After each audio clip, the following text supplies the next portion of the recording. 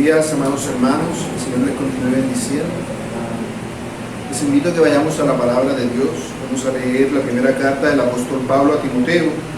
En esta ocasión vamos a leer los versículos del capítulo 3, versículos del 1 al 7.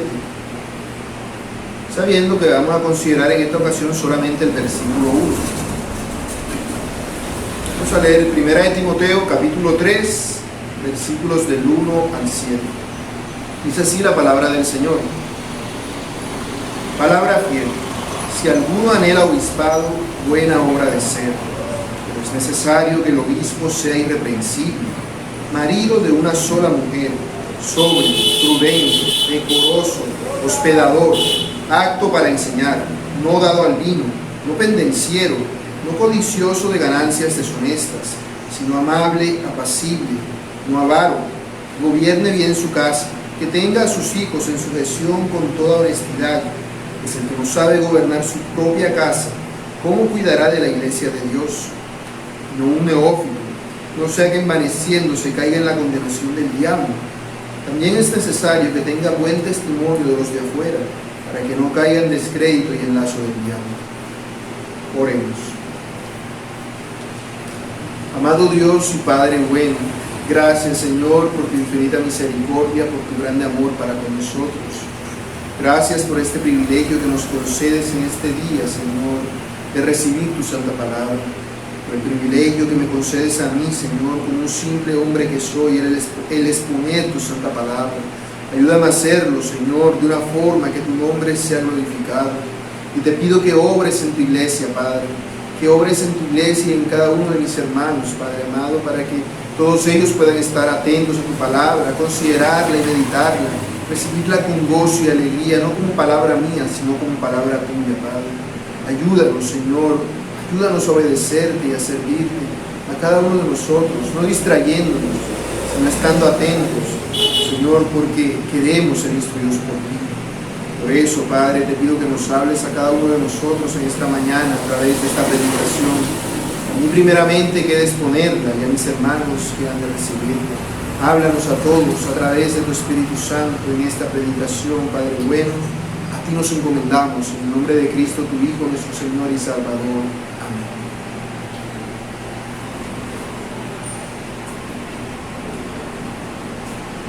Hermanos, me gustaría contarles esta historia.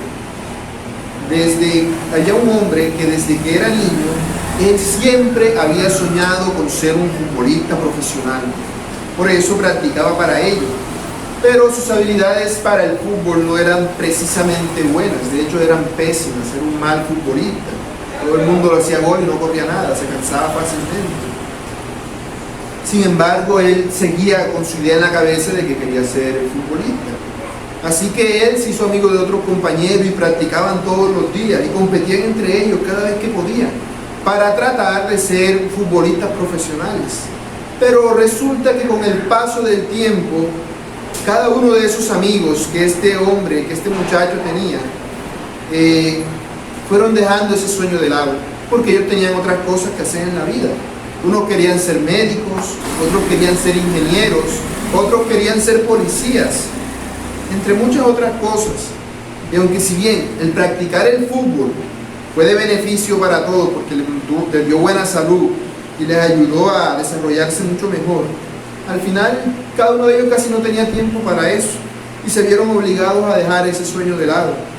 Pero el hombre del que estoy hablando no lo hizo, sino que siguió entrenando día tras día y noche tras noche y nunca conseguía destacar en este deporte. Y cuando tuvo la oportunidad de dedicarse a otras cosas en las que sí le iba mejor, no lo hizo, porque él tenía la idea empecinada en la cabeza de ser un futbolista profesional. Por eso dejó de lado todos sus otros sueños, aún dejó de lado a su familia, a sus amigos, a su pareja, todo porque él quería ser un futbolista profesional. Y al final, después de toda una vida de sacrificarlo todo, sí consiguió ser un futbolista profesional. Pero, ¿para qué? Si valdría la pena tanto sacrificio que este hombre hizo. Para este hombre el fútbol era un Dios. Él lo amaba con todo su corazón, por eso quería servirlo, por eso él dejaba otras cosas de lado, aún a su propia familia, con tal de dar gloria a ese falso Dios. Y si la gente de este mundo actúa de esa manera con tal de seguir los deseos egoístas de su corazón, sirviendo a los dioses falsos que este mundo se ha inventado para conseguir un reconocimiento que no le va a durar sino por un tiempo, hasta que se muera. Porque seguramente este hombre logró ser futbolista profesional a una edad avanzada. Ya para qué, no duraría mucho en eso. En realidad no le serviría de mucho. Pero si una persona es capaz de llegar a tanto por un sueño, por servir a un Dios inventado y un Dios ficticio, ¿no hemos nosotros también y llegar aún más con tal de servir al Dios único y verdadero? ¿Acaso no hemos nosotros de anhelar servirlo con toda nuestra alma, con toda nuestra mente y con toda nuestra fuerza, sabiendo que de Él recibiremos una recompensa que es mucho mejor que esa, una recompensa eterna? Bueno, esta recompensa eterna era algo que algunos pastores de la iglesia de Éfeso habían dejado atrás, ya la habían dejado de lado, porque aunque quizás algunos de ellos en principio hayan querido servir a Dios, con el paso del tiempo dejaron ese deseo de lado. Empezaron a buscar su propio reconocimiento, querían ser reconocidos por la gente, por eso se desviaron de la fe. Su doctrina se enfermó, de tal forma que en lugar de enseñar la palabra de Dios, lo que enseñaban eran puros cuentos, puras fábulas, porque ellos no cuidaron al rebaño de Dios a pesar de ser pastores, sino que buscaron adueñarse de él, queriendo ser reconocidos como doctores de la ley. Por eso Pablo tuvo que dejar a Timoteo en Éfeso para que se encargara de erradicar esa falsa doctrina que estos hombres habían dejado. Y a través de esta carta, Pablo le da a Timoteo una serie de instrucciones acerca de cómo deben hacerse las cosas en la iglesia para la gloria de Dios. Instrucciones que, como ya hemos visto, tienen que ver con la oración e instrucciones que tienen que ver sobre cómo deben comportarse los hombres y las mujeres en la congregación. Pero ahora Pablo va a dar una instrucción que es muy apremiante específicamente para esa iglesia, era muy apremiante para esa iglesia en Éfeso, pero que a su vez servirá de bendición para todas las iglesias de todos los tiempos, incluyéndonos a nosotros. La instrucción acerca de cómo deben ser los oficiales en la iglesia. Los oficiales son los pastores y los diáconos. ¿Cómo deben ser estas personas? Y Pablo va a empezar hablando acerca de los pastores, porque ellos son los encargados de gobernar la iglesia.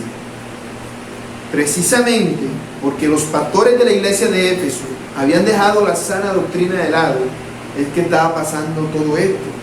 Por eso es de vital importancia mirar a ver quién es el que va a ser el pastor de la iglesia. Es algo muy importante. Pero antes de hablar acerca de cuáles son los requisitos de aquellos que aspiren a ser pastores, Pablo habla acerca del llamado que reciben los que van a ser pastores. Por eso esta predicación he titulado El llamado al ministerio pastoral, y la explicaré en 2 puntos: la importancia del llamado y la naturaleza del llamado.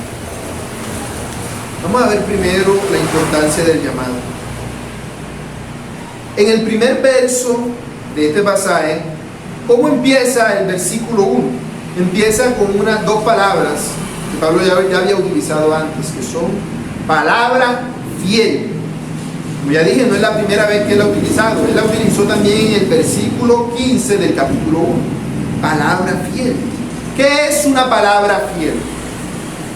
Como ya dije cuando expuse aquel pasaje, se refiere a una verdad que es ampliamente aceptada por la gran mayoría de los cristianos.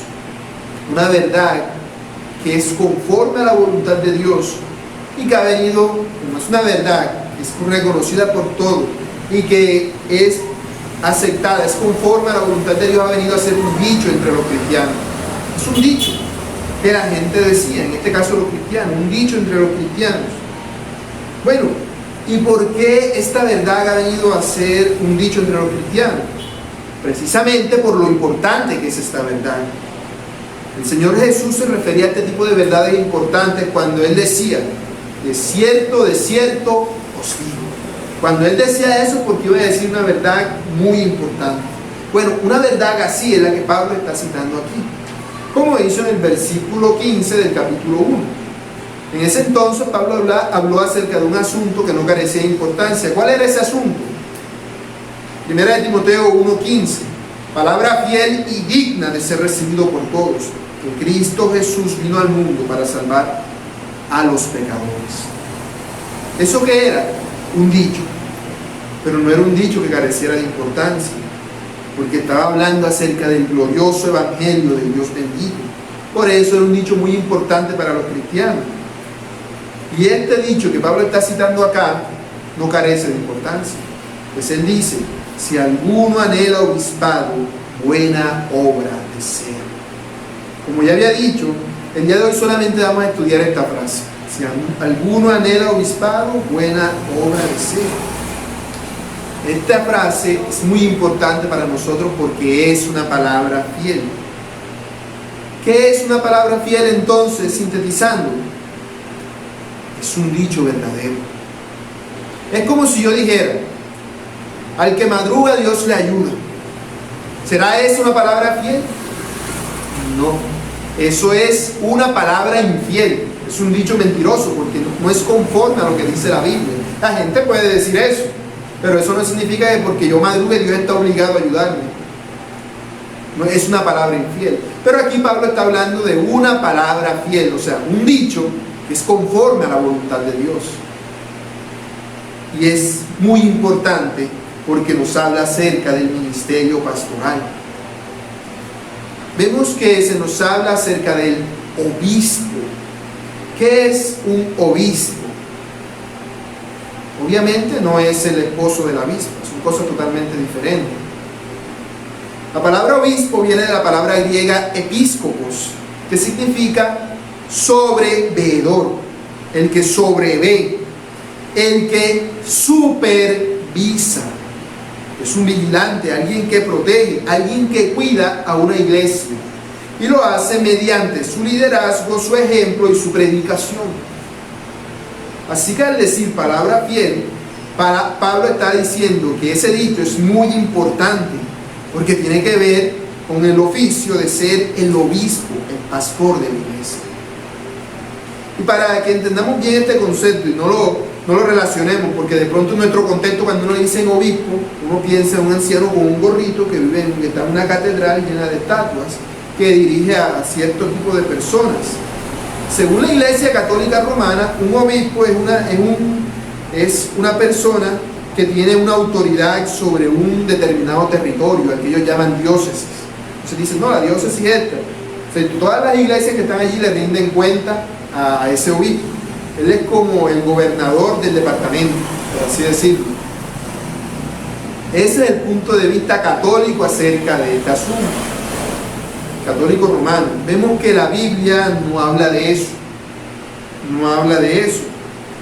¿Cuál es la autoridad bíblica que tiene un obispo?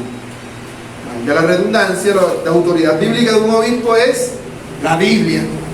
Un obispo no tiene más autoridad de la que Dios le ha concedido a través de su santa palabra. ¿Con qué referente debo yo entonces ejercer autoridad, o debe un obispo ejercer autoridad sobre la iglesia? Con la Biblia. El obispo no puede decir: no, lo que pasa es que el Papa dijo esto, entonces aquí se hace así.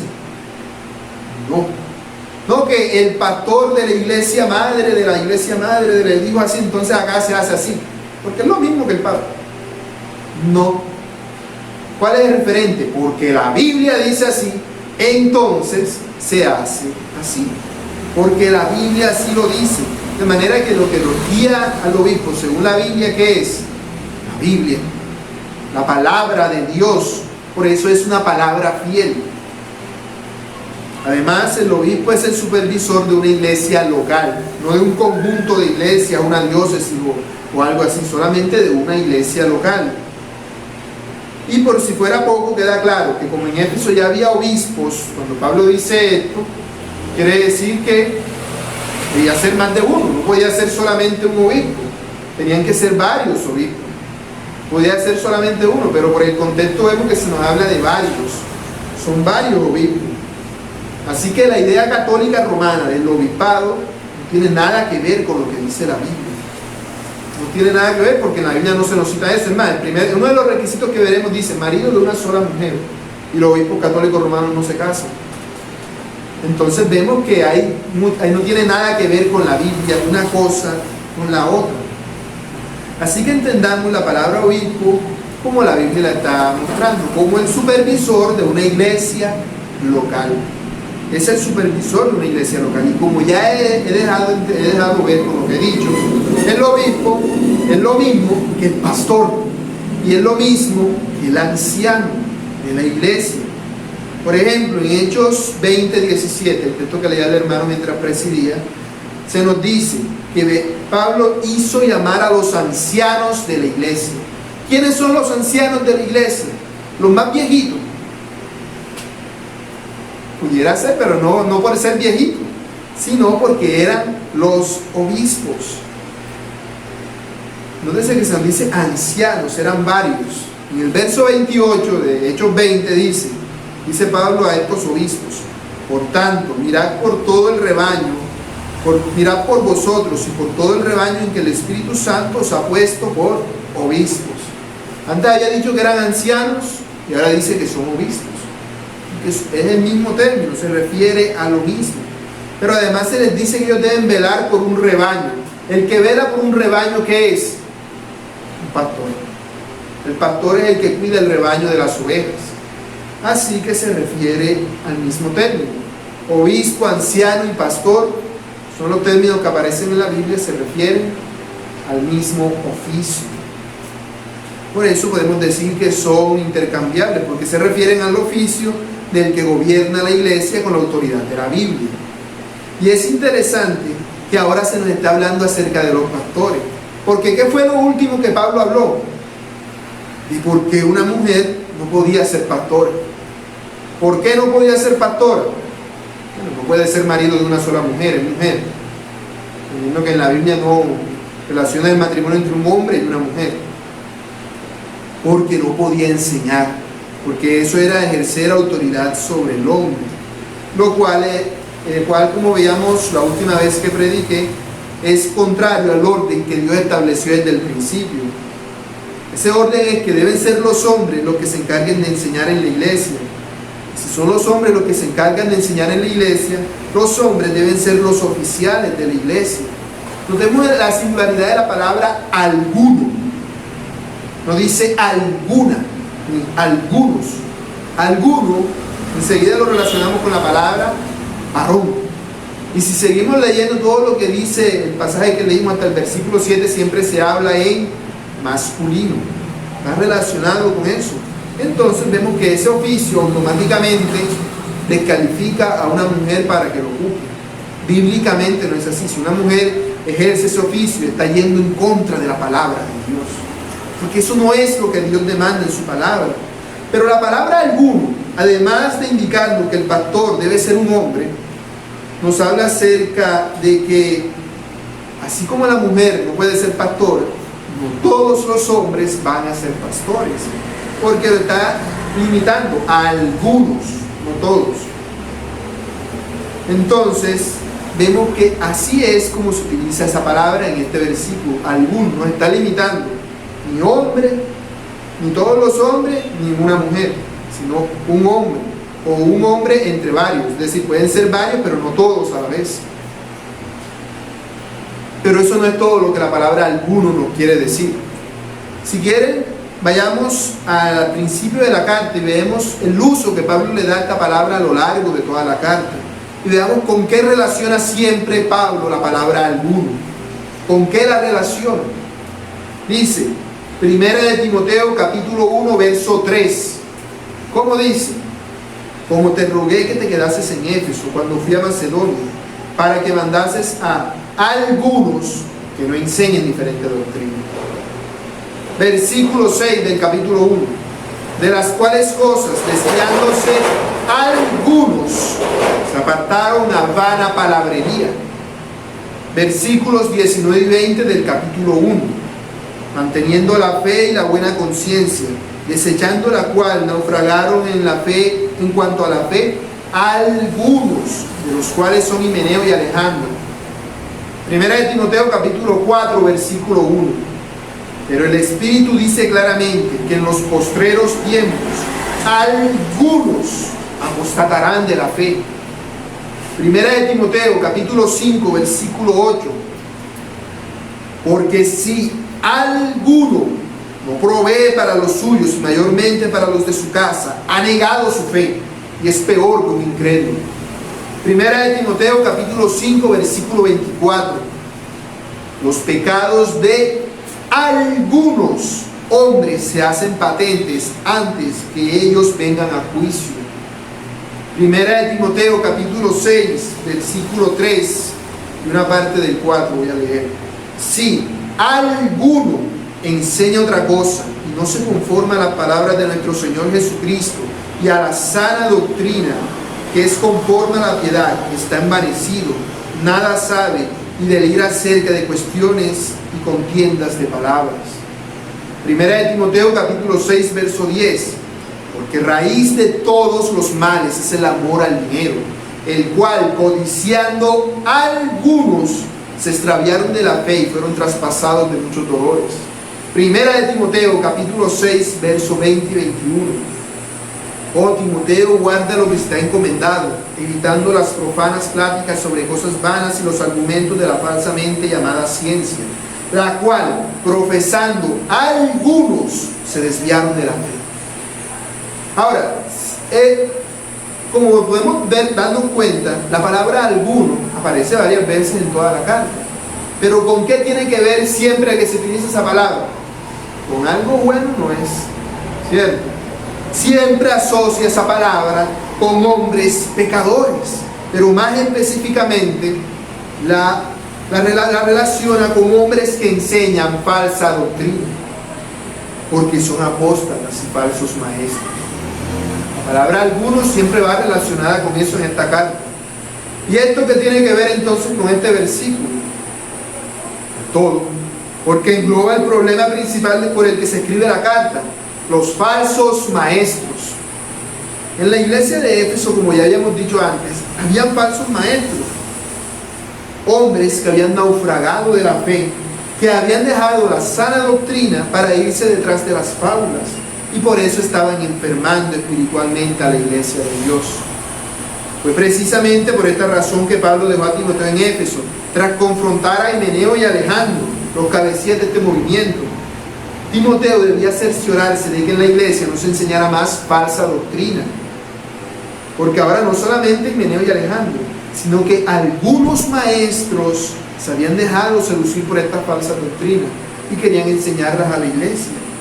Y eso es algo muy grave, porque ¿quiénes son los que enseñan las doctrinas a las iglesias?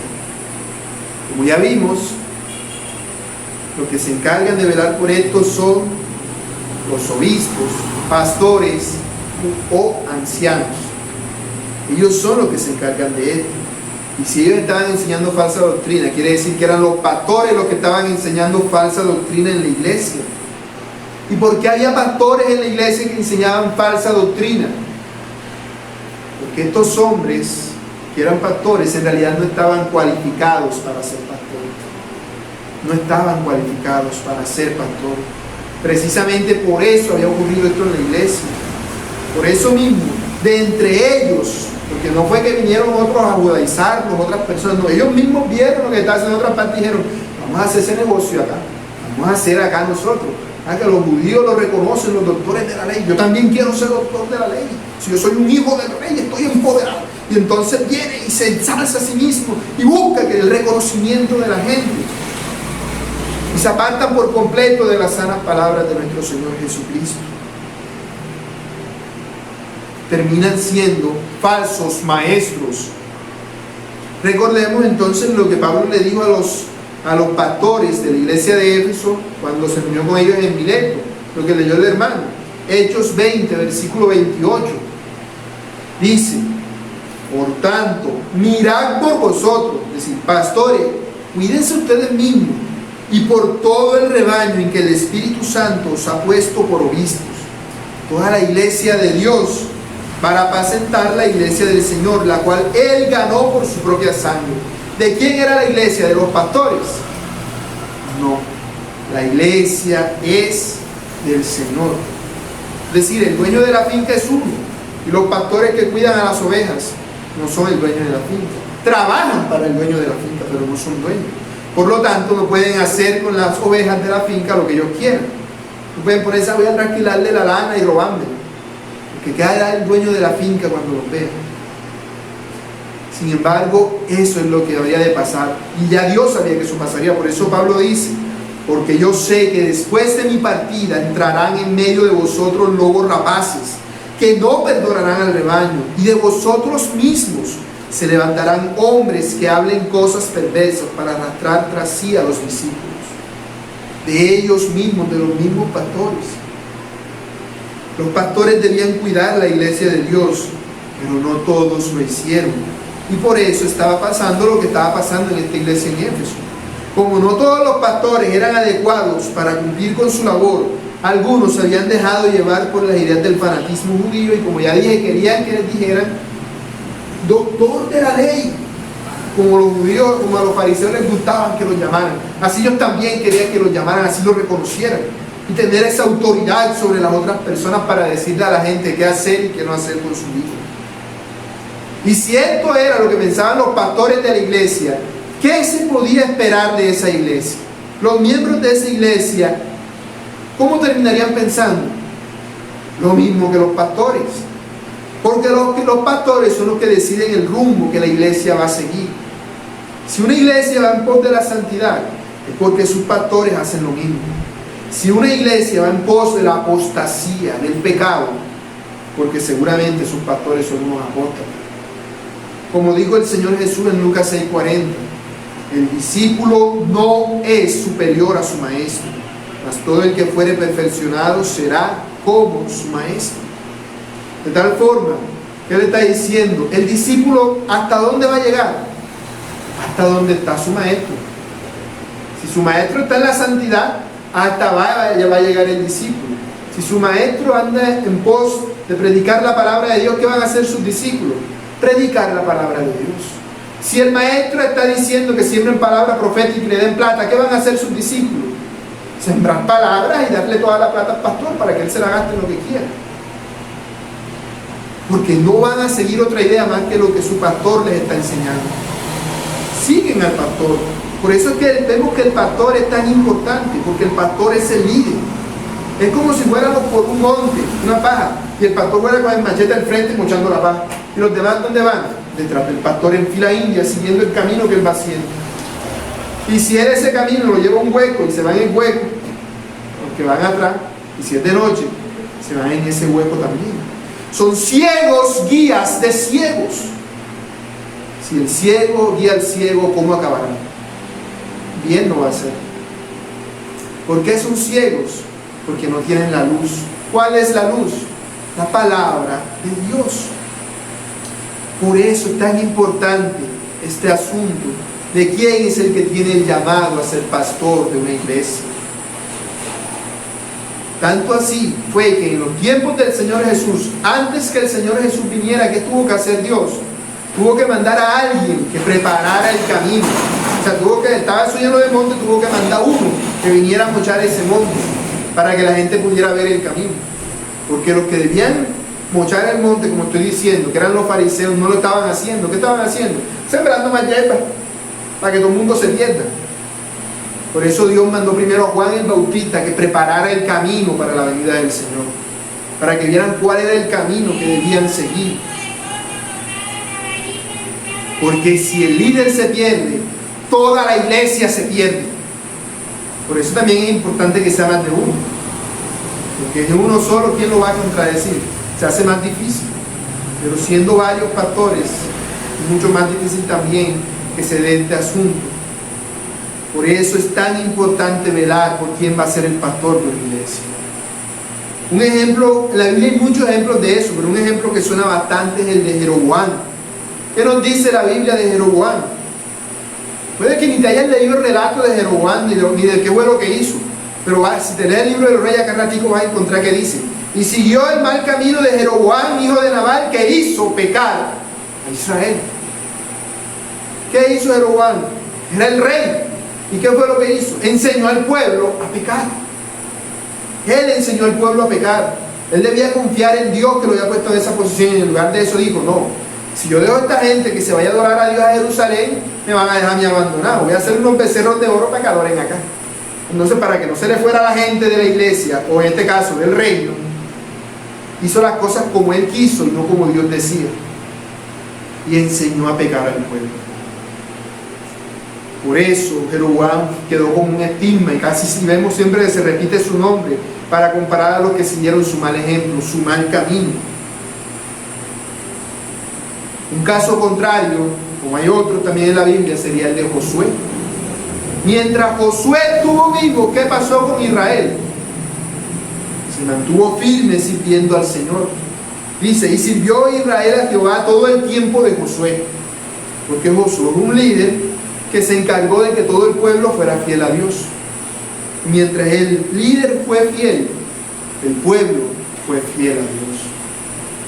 Por eso es que es tan importante mirar el llamado al ministerio, porque de aquel que lo reciba va a depender el rumbo que va a tomar la iglesia entera a partir del momento en que esa persona sea pastor. Por eso es que tenemos que tener mucho cuidado con esto, porque un pastor puede ser tanto una bendición para una iglesia como puede ser una maldición, que puede hacer que vaya en pos de la santidad o hundirla a lo más profundo del pecado. Puede ser un hombre valiente y esforzado en Dios, puede ser uno que saque un día con el cuento de que Jesucristo va a venir tal día y que le den toda la plata a él y después perderse. Puede ser eso. Por eso es que es tan importante velar este asunto. Y debemos entonces analizar, mirar a esa persona, analizando la naturaleza del llamado que posee. Eso nos lleva al segundo punto, la naturaleza del llamado. Para entender este punto es necesario tener claro la respuesta a esta pregunta. ¿Quién es el que decide quién va a ser el pastor de una iglesia? ¿Quién decide eso? ¿La iglesia madre? ¿La iglesia aquí nosotros decidimos eso? ¿Será? ¿Quién decide quién es el que va a ser el pastor de una iglesia? Eso es algo muy importante y tenemos que tenerlo presente siempre, porque la naturaleza del llamado nos va a decir entonces si en realidad es de Dios o no es de Dios. El mismo texto que ya leímos, Hechos 20:28: por tanto, mirad por vosotros y por todo el rebaño en que el Espíritu Santo os ha puesto por obispos. Según ese texto, ¿quién pone a los obispos en una iglesia? ¿La iglesia? No. El Espíritu Santo es el que pone a los obispos. Por eso dice en Hechos 13:2: ministrando estos al Señor, ayunando, dijo el Espíritu Santo: apartadme a Bernabé y a Saulo para la obra a la que os he llamado. En este caso, Bernabé y Saulo fueron llamados a una obra especial al servicio del Señor. ¿Pero quién los llamó? ¿La iglesia? No, el Espíritu Santo. El Espíritu Santo. Así que vemos que es el Espíritu Santo, es decir, Dios, el que escoge a sus ministros, porque son sus ministros, son ministros de Dios. ¿Qué son los pastores de una iglesia? Son un regalo que Dios le da a la iglesia para bendecirla. Porque si la iglesia va a crecer en santidad, si el pastor es santo, ¿qué hace Dios? Escoge a un pastor santo para que lo guíe, para que le enseñe el buen camino. Viene a ser entonces un regalo para la iglesia, una bendición. Como dice en Efesios 4:11, cuando estudiamos ese texto: y él mismo constituyó a unos apóstoles, a otros profetas, a otros evangelistas, a otros pastores y maestros. Y ahí nos dice claramente entonces que estos hombres vienen a hacer ¿qué cosa? Un regalo, un obsequio que Dios da a su iglesia, un presente. De manera que todos los que sirven a Dios son llamados por Dios. ¿O quién llamó a Pedro para que fuera apóstol de Cristo? ¿O quién llamó a Jeremías para que fuera profeta de Dios? ¿O quién llamó a Esteban para que fuera diácono en la iglesia de Jerusalén? Dios. Dios Padre, Dios Hijo, Dios Espíritu Santo. Dios es el que llama. ¿Y cómo sabemos nosotros quién es aquel al que Dios llama? Pues porque Dios lo manifiesta soberanamente de tal forma que el pueblo se da cuenta de ese llamado. Dios llamó a un joven a que fuera rey de Israel, pero ese joven no fue rey hasta que el mismo pueblo se dio cuenta de que Dios lo había llamado para ser rey. Como dice 2 Samuel 5, vinieron todas las tribus de Israel a David en Hebrón y hablaron diciendo: henos aquí, hueso tuyo y carne tuya somos. Y aún antes de ahora, cuando Saúl reinaba sobre nosotros, eras tú quien sacaba a Israel a la guerra y lo volvías a traer. Además, Jehová te ha dicho: tú apacentarás a mi pueblo Israel, y tú serás príncipe sobre Israel. Vinieron pues todos los ancianos de Israel al rey en Hebrón, y el rey David hizo pacto con ellos en Hebrón, delante de Jehová, y ungieron a David por rey sobre Israel. Allí fue cuando ungieron a David como rey sobre la nación. Pero Dios no le había dicho a David que iba a ser rey el día anterior. Habían pasado años, habían pasado un montón de circunstancias y situaciones difíciles que David había tenido que afrontar antes de que todo el pueblo se diera cuenta de que Dios quería que David fuera su rey. David tenía el llamado desde hacía muchísimos años, pero hasta que no se hizo evidente a todo el pueblo, porque dice que todo el pueblo fue, no lo reconocieron como rey. Pero cuando ese llamado fue evidente a todos, él fue elegido como rey de la nación. Otro ejemplo de esto lo tenemos en Hechos 1, donde dice que Pedro escogió al sucesor de Judas Iscariote. Así igualito, como dice la Iglesia Católica Romana, que el Papa es el que viene y escoge a los obispos de la Iglesia, porque ese es el modelo bíblico. Obvio que no, obvio que no. Ese no es el modelo bíblico. Pedro no escogió al sucesor de Judas Iscariote, sino que ¿qué hizo él? Simplemente, como líder que era, direccionó a la iglesia a través de una serie de requisitos para evaluar quién era aquel al que Dios había escogido para esa labor. Lo mismo pasó con los que habrían de ser diáconos, en donde los apóstoles vemos que lo que hicieron no fue que dijeron: bueno, diácono vas a ser tú y tú porque me caes bien, tú porque me diste comida otra vez, tú vas a ser diácono. No eran los de su ropa, como se hace muchas veces en nuestros días, en algunas partes, sino que ellos dieron una serie de requisitos. Dice: buscad pues, hermanos, de entre vosotros a 7 varones de buen testimonio, llenos del Espíritu Santo y de sabiduría, a quienes encarguemos de este trabajo. Dios escogió al sucesor de Judas y a los primeros diáconos. Los apóstoles que ya estaban, ¿qué hicieron? Lo que hicieron fue dar la dirección que habría de seguirse para ver quién eran los que Dios había escogido para eso. Pero es Dios el que escoge. Por eso vemos que el llamado de Dios para ser pastor se hace a través de una serie de requisitos que Él mismo establece. Y eso es precisamente lo que encontramos en estos primeros 7 versículos del capítulo 3 de la primera carta de Pablo a Timoteo. Los requisitos del pastor, por eso están allí. Pero antes de ver cuáles son esos requisitos del que ha sido llamado al pastor, es necesario ver cómo es el llamado que Dios hace. Si leemos 1 Timoteo capítulo 3 versículo 1, veremos cómo es que Dios hace ese llamado. ¿Cómo lo hace? A través de una voz que dice: tú vas a ser el pastor de la iglesia. Sí. No. A través de un profeta que viene y le dice: yo tengo palabra profética que me dice que tú vas a ser el que va a levantar esta iglesia en esta ciudad. Así. No.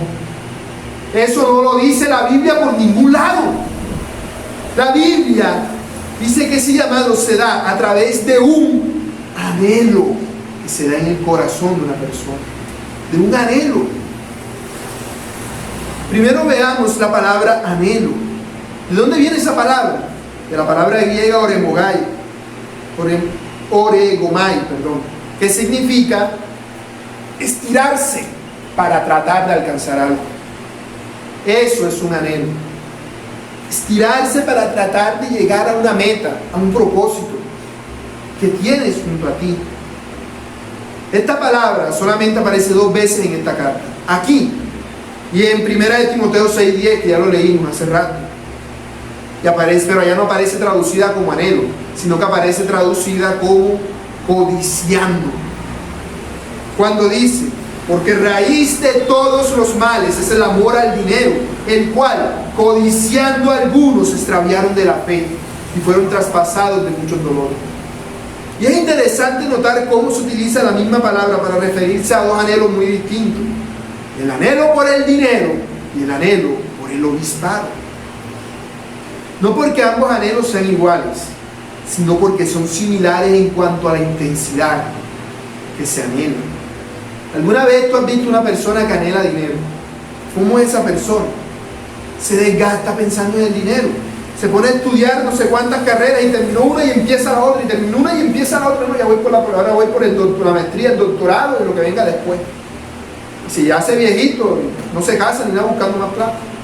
O personas que pasan todo el día en la calle en el trabajo, nunca tienen que ver nada con su familia, porque quieren más dinero y trabajan una cosa y trabajan otra, y tienen este negocio y tienen aquel y aquel y aquel, porque quieren dinero y se desviven para conseguirlo. Bueno, así es el anhelo que Dios da al que quiere ser obispo de su iglesia. Este anhelo gobierna su vida y sus decisiones con el fin de encaminar a la persona que llega a ser obispo de la iglesia. O sea, lo pone a que se estire para llegar a hacer eso. Como ya vimos, es Dios el que establece a sus ministros y por lo tanto es Dios el que coloca ese anhelo en el corazón del que ha de servirlo. Así que no es algo que la persona busque, no es algo que la persona quiere y diga y se levanta un día y diga mañana quiero ser pastor. No, es algo que Dios da. No es un anhelo que se produce en la persona, es algo que Dios concede y que la persona que ama a Dios se siente presionado a hacerlo, como que tengo que o tengo que. No puedo evadirlo, no puedo evitarlo. Es algo irresistible. Alguien lo describe así: lo que se siente es que uno no puede hacer otra cosa que servir al Señor. No se puede hacer otra cosa. Y este anhelo es tal que es visible para las demás personas a través de las acciones del que posee el anhelo. Porque el anhelo no es por la posición o por el título de pastor o obispo, sino por la buena obra. La buena obra se refiere a un servicio que es bueno. Es bueno porque Dios que lo da es bueno. El anhelo no tiene que ver entonces con llegar al puesto de pastor, sino que tiene que ver con hacer la voluntad de Dios. El anhelo te lleva a anhelar lo que Cristo anhela. ¿Qué anhela Cristo? La santificación de su iglesia. Porque Él se entregó a sí mismo por ella, por la iglesia. Cristo no murió para hacerse rico. Murió por su iglesia, para lavarla y purificarla. No para que ande como anda el mundo, sino para que sea santa. Porque Cristo viene por una iglesia sin mancha ni arruga. Así que el anhelo, ¿cuál es? Pues hacer hasta lo imposible, porque la iglesia en la cual Dios te ha puesto sea eso, una iglesia santa, una iglesia que sea para la gloria de Dios. Entonces la persona con ese anhelo, ¿qué es lo que hace? Vive día tras día en la iglesia sirviendo para que lograr ese fin. No para que Él sea reconocido, no para que Él sea el santo solamente, sino para que la iglesia entera lo sea. Porque ese es el deseo de Cristo y ese es su deseo. ¿Y qué debe hacer para lograr ese fin? Debe sobreveer a la iglesia. Debe sobreveer a la iglesia mirando que la iglesia ande como Dios quiere que ande. Eso indica que la persona posee el anhelo por la buena obra, porque lo hace para la gloria de Dios, no esperando recibir algo a cambio, no esperando siquiera que le digan gracias o que le den dinero o hagan algo por él, sino que lo hace porque ama a Dios y ama a su iglesia. Esto es lo primero y lo principal que la iglesia debe considerar para ver a una persona que posea este anhelo. ¿Qué es lo que debes ver? Que la persona posea el anhelo de la santificación de la iglesia. Que la persona tenga el deseo de la buena obra. No el deseo de ser pastor, como ya dije, sino el deseo de santificar la iglesia. De manera que no se trata simplemente de que tú te acerques a un hermano y le preguntas: mira, ¿tú quieres ser pastor? ¿Tienes ese anhelo? Sí, tienes el anhelo. Porque eso es algo que todo creyente varón debería desear. Eso es algo que todo creyente varón debería desear, porque Cristo nos salvó para que vivamos para su gloria. Y si tú vives para la gloria de Dios, ¿qué debes desear? Lo que Cristo desea. ¿Qué desea Cristo? Una iglesia santa que no tenga ni mancha ni arruga. Por lo tanto, todos debemos desear eso. Todos. Por eso es que existía el dicho entre los primeros cristianos, que estamos estudiando hoy, que si alguno anhela obispado, buena obra desea. Porque es lo que todos los varones de la iglesia deberían desear. Así como todas las mujeres cristianas deberían desear casarse, criar hijos piadosos y ser cuidadosas de su casa, así todos los hombres cristianos deberíamos desear cuidar el huerto del Señor. Porque el Señor creó al hombre para que trabajara para el sustento y para que cuidara su huerto. Por eso es que existía ese dicho entre los primeros cristianos. Pero así como Dios da el deseo a todas las mujeres de ser madres, no a todas se los concede. Así da el deseo a todos los hombres de ser obispos, aunque no a todos les permite llegar a serlo. Por eso Pablo no solo repite el dicho, sino que además añade después una condición. Pero es necesario que el obispo sea irreprensible, porque no todos van a ser obispos, sino aquellos que tienen ese anhelo porque Dios se los dio, y no por un motivo de su propio corazón. No por un motivo de su propio corazón, porque aún podría darse el caso de un creyente verdadero que tiene el deseo y el anhelo de ser pastor, pero como Dios no se lo ha dado, simplemente, sino que nació de su corazón, simplemente no lo va a conseguir, porque ese anhelo no se lo dio Dios, aunque sea un anhelo genuino, como en el caso del rey David. ¿Qué anhelaba el rey David? Construirle un templo a Dios. ¿Era eso malo? No, era lo correcto. Pero Dios no se lo concedió a él, sino a su hijo Salomón. Y esto hablando de creyentes verdaderos, obviamente, a personas que tienen un amor nacido de una buena conciencia, un corazón limpio y una fe no fingida. Pero también está el caso entonces de personas que no tienen el más mínimo deseo de glorificar a Dios y aún así quieren alcanzar la posición de pastor, como en el caso de Éfeso, que ya se había hecho evidente que algunos pastores no querían servir al Señor, sino que lo que querían era que los reconocieran como doctores de la ley. Eso era lo que ellos querían. Y por eso, y eso hablando del contexto de los efesios, pero obviamente aquí no es diferente, entre nosotros no es diferente. ¿Cuántas veces hemos escuchado de personas que anhelan ser pastores simplemente porque los pastores ganan plata?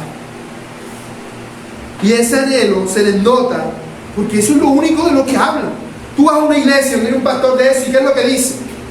Tienes que ser prosperado, bendecido y en victoria. ¿Qué es lo que te dice? Que siembre la palabra profética. ¿Qué es lo que te dice? Que diezme, porque si no diezmas Dios te maldice. ¿Qué notas tú en esa persona? ¿Cuál es su anhelo? El cash. Ese es su anhelo, el dinero. No es servir a Dios.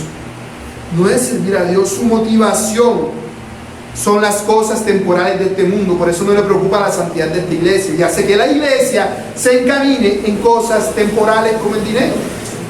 Porque las personas dan la ofrenda o siembran palabra profética o dan dinero, cualquiera sea la forma. ¿Por qué? Para conseguir cosas materiales en este mundo. No se les enseña entonces ir en pos de la santidad, sino ir en pos de lo que el mundo va, sino que les enseñan un camino disfrazado de Biblia, pero no les enseña la palabra de Dios.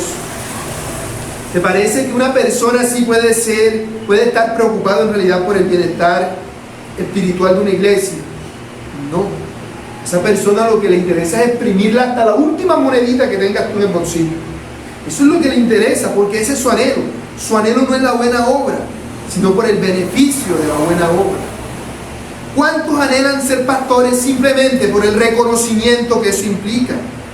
Estos hombres solamente buscan la fama del título, tanto así que si a uno de estos tú no le dices pastor, sino que le dices hermano, se ofenden, se molestan. ¿Cómo así? Si yo soy el pastor de la iglesia, te vas a llamar hermano. Hermano eres tú, yo soy el pastor. Y eso hablando de que tenga el título de pastor, porque entonces le añaden títulos que la Biblia no dice, entonces el profeta, el apóstol y esto y aquello. Y si le dices algo, estás yendo contra el ungido de Jehová y Dios te va a maldecir. Porque está ofendiendo su orgullo. Porque él se hizo pastor para eso, para que le digan pastor o profeta o apóstol o lo que sea. Pero no para la gloria de Dios. Ciertamente al pastor hay que llamarlo pastor por la dignidad del título que Dios le ha otorgado y porque se supone que eso es lo que él representa para ti, pero no por algún tipo de obligación. No porque, por ejemplo, yo sea el pastor y me digan hermano, hermanito. Entonces, no, yo soy el pastor. No, hermanito, todos somos hermanos. No es así. Todos somos hermanos en Cristo y ese es el mayor título al cual debemos aspirar. Hermanos, de manera que ser pastor no se trata de eso. Se trata de cuidar el rebaño del Señor. No es un título excelso. Porque ¿qué eran los pastores en los tiempos de Israel? Los pastores eran los que ganaban más plata y vivían en las mansiones. No, eran las personas más humildes de la sociedad. Trabajaban con los animales. Tú te acercabas a un pastor y ¿a qué olía el pastor? A bonito no era, porque ellos olían ovejas y las ovejas no olían precisamente bonito. Olían bastante mal. Eran bastante desagradables a la vista. No eran personas con las que tú quisieras estar juntándote si tú no tenías nada que ver con ese asunto. Era un trabajo bastante despreciable. Pero como Dios quiso exaltar a los despreciables, ¿a quién les anunció que había nacido el Mesías? A unos pastores. A unos pastores vieron ángeles en el cielo y vieron que les dijeron que había nacido el Mesías. ¿Por qué no le dijo eso a los sacerdotes, a los reyes, a los profetas? Porque quería humillarlos, diciéndoselo a las personas de la clase social más baja del pueblo, los pastores. Por eso precisamente que los egipcios no tenían a los pastores como sus personas favoritas, sino que los despreciaban. De manera que el llamado al ministerio pastoral no es un llamado para ser rico o para ser famoso, sino que es un llamado de parte de Dios para realizar un servicio, y no un servicio cualquiera, sino un servicio que es sacrificial, devoto y humilde. Como enseñó el Señor Jesús en Mateo 20:25. Sabéis que los gobernantes de las naciones se enseñorean de ellas y que los grandes ejercen sobre ellas potestad. Mas entre vosotros no será así, sino que el que quiera hacerse grande entre vosotros será vuestro servidor. Y el que quiera ser el primero entre vosotros será vuestro siervo. Como el Hijo del Hombre no vino para ser servido, sino para servir y para dar su vida en rescate por muchos. Ese es el anhelo que Dios da. Aplicaciones. Hermanos, un pastor es un obsequio, un regalo de Dios para su iglesia.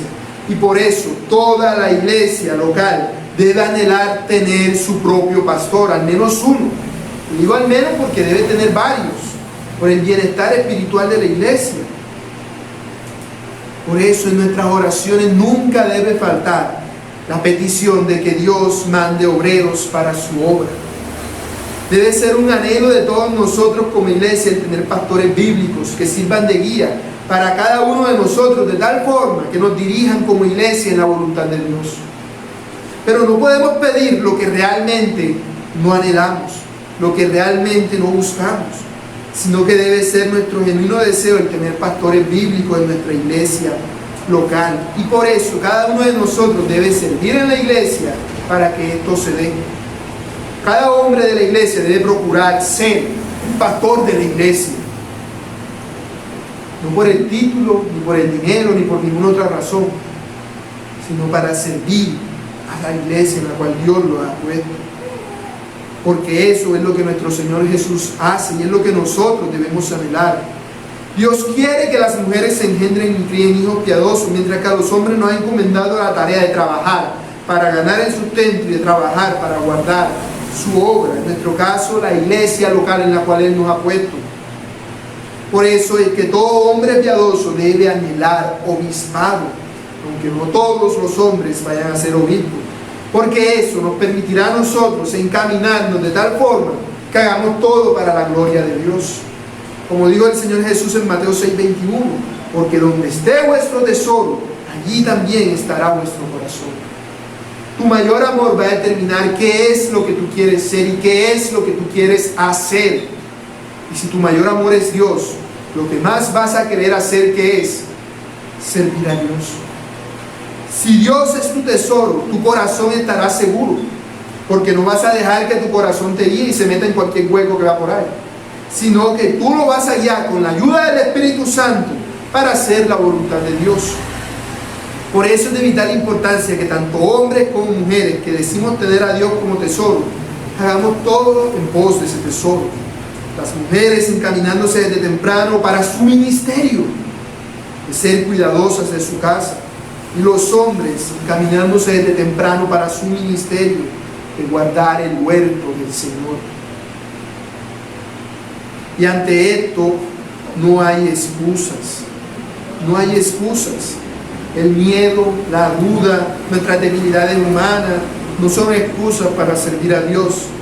Dios no anda en busca de personas que sean inteligentes, personas que sean elocuentes, personas que tengan carisma, personas que tengan dinero. Todas esas cosas las da Dios. Así que ¿cómo vamos a presentarle eso a Dios para que de esa forma Él se sienta obligado a darnos lo que nosotros le pedimos? No podemos. Dios da todas estas cosas y Dios no busca eso. ¿Qué es lo que busca Dios? Adoradores, y adoradores en espíritu y en verdad. Es decir, personas dispuestas a vivir para su gloria. ¿Estás tú dispuesto a vivir para la gloria de Dios? Si tú quieres vivir para la gloria de Dios, no importa ni tu posición social, ni tu inteligencia, ni tu capacidad para convencer a la gente, ni tu dinero, ni siquiera si estás enfermo, si ya eres un anciano. No importa. ¿Cuántos años tenía Moisés cuando Dios lo llamó para que lo sirviera? Tenía 20. Era un peladito Moisés. Tenía 40 Moisés. No es cierto. Nosotros leímos, por lo que sabemos de los estudios de Éxodo, que Moisés pasó, ¿cuánto tiempo? 40 años en Egipto y 40 años en Madián, antes de que Dios se apareciera en la zarza y le dijera lo que habría de hacer, le diera el llamado como tal, empezar a cumplir ese ministerio. Moisés tenía ya 80 años cuando eso. Y cuando Dios llamó a Moisés, ¿qué dijo Moisés? Sí, Señor, heme aquí, envíame a mí, yo iré a liberar al pueblo de Israel. No, claro que no, él no dijo eso, ¿cierto? Él empezó a dar excusas, como ya vimos en el estudio de Éxodo. Excusas que muchos usamos el día de hoy. Excusas como que yo no soy bueno para hablar, yo no soy bueno con las palabras, yo no hablo casi. Eso es una excusa. Pero a Dios no le preocupan nuestras excusas. Dios lo que quiere, al igual que lo que quería de Moisés, era que hiciera lo que le estaban mandando a hacer. Porque ¿qué importaba que Moisés supiera hablar o no? Si las palabras que él iba a decir se las iba a decir Dios. Eso no era necesario, eso lo da Dios. Dios no necesita que nosotros tengamos capacidades, Dios necesita que nosotros estemos dispuestos a servirlo. Isaías 6:5 nos dice que cuando Isaías contempló la gloria de Dios, ¿qué dijo de sí mismo?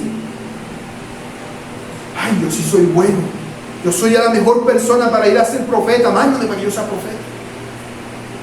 No, Isaías lo que dijo es: ay de mí, que soy hombre inmundo, de labios inmundos. ¿Y qué hizo Dios? Purificó su boca, porque nuestros limitantes no son un limitante para Dios.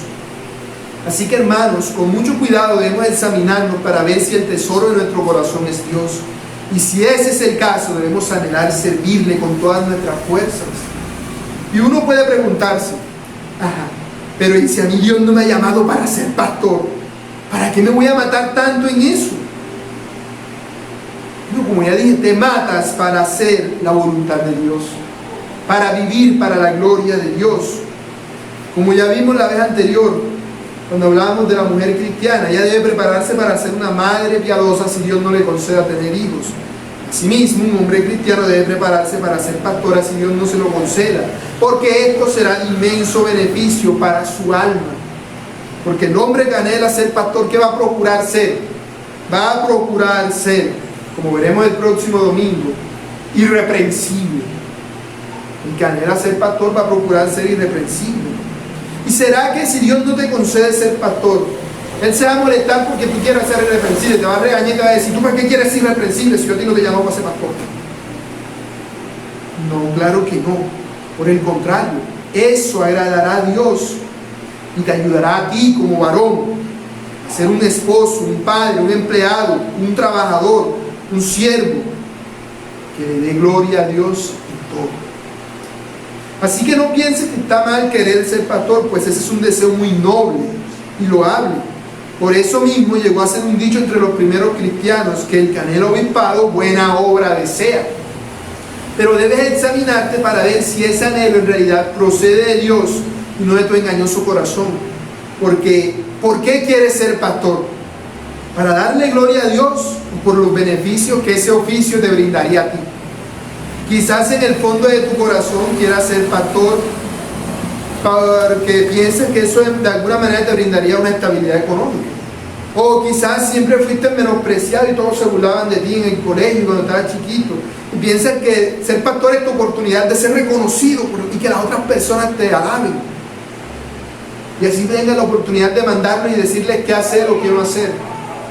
Si la razón para ser pastor, sea cual sea, tiene algo que ver contigo, está mal, porque no puedes darle gloria a Dios robándole así sea una pequeñita parte de su gloria. Uno no puede servir a dos señores, porque amará a uno y terminará aborreciendo al otro, porque entonces no solo no le vas a dar gloria a Dios, que debería ser la razón principal del anhelo, sino que además no vas a ser un buen pastor. El buen pastor la vida da por sus ovejas. Y pudiera darse el caso que tú dices, no, yo tengo ese anhelo y yo quiero ser un buen pastor, pero además tengo cierta estabilidad económica, me va bien. Bueno, pero si tú tienes otra motivación, aparte de darle gloria a Dios, ¿qué va a pasar cuando esa otra motivación esté en peligro? ¿Darás tu vida por las ovejas?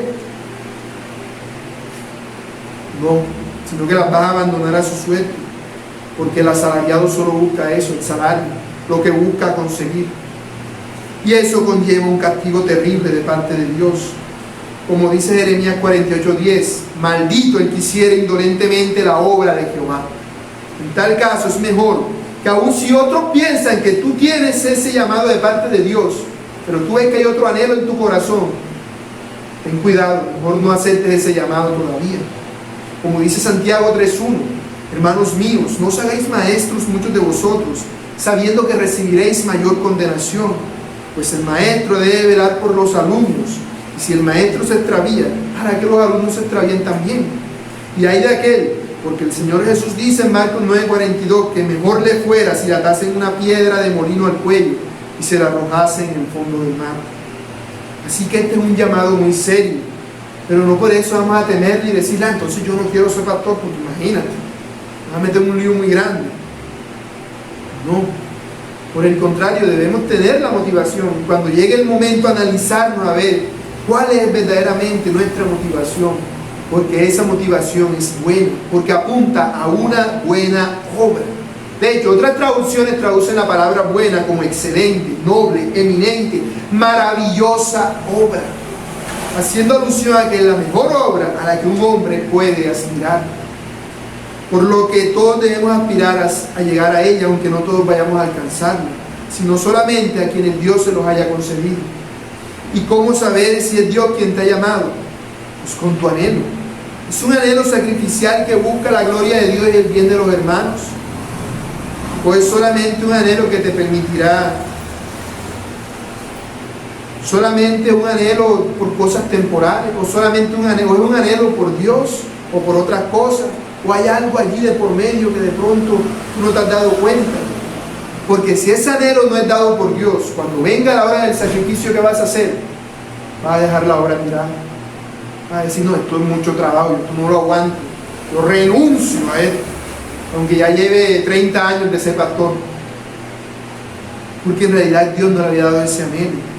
Ese anhelo debe ser visible no solo por ti, sino también por todo lo que te rodea, y esto es a través de tus obras. Y si verdaderamente este anhelo es un llamado de Dios al ministerio pastoral, ¿qué va a pasar? Que Dios te respaldará haciendo que cumplas con los requisitos que Él ha establecido.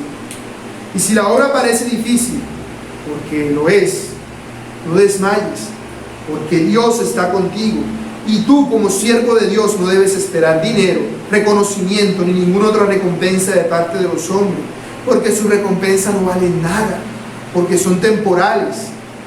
Más bien, como dice 1 de Pedro 5:4, debemos esperar la recompensa que nos dará el príncipe de los pastores. Porque los siervos de Dios hemos de saber que es mucho mejor dar nuestra vida en servicio que recibir para nosotros, porque es mejor dar que recibir. Y entonces no recibiremos recompensa de los hombres, sino de Dios nuestro Padre y de nuestro buen Salvador Jesucristo. Oremos.